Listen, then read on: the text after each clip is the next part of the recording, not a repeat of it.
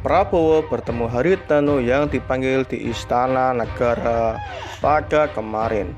Menteri Pertahanan RI Prabowo Subianto menerima kunjungan Ketua Umum Partai Perindo Haritanu Sudibyo dan Paguyuban Sosial Marga Tionghoa Indonesia atau disingkat PSMTI yang dipimpin oleh Wilianto Tahta.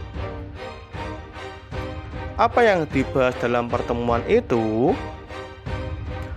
Haritanu dan PSMTI menyambangi Prabowo setelah bertemu dengan Presiden Joko Widodo di Istana Presiden pada pagi harinya.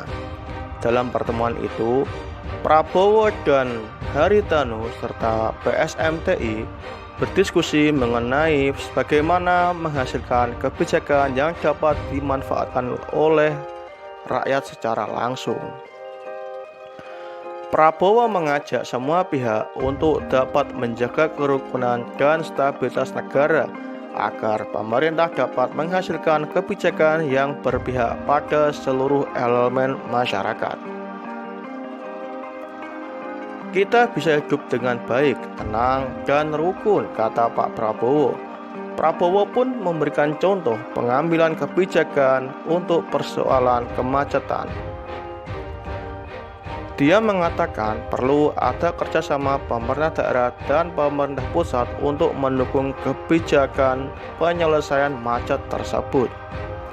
Kalau kita umpamanya di Jakarta macet lalu mengeluh dan kita hanya marah-marah, kalau kita tidak mau macet, berarti kita harus punya pemerintahan dan didukung pemerintah pusat serta daerah yang bisa menganjurkan, melahirkan kebijakan-kebijakan yang menyelesaikan macet, kata Bapak Prabowo.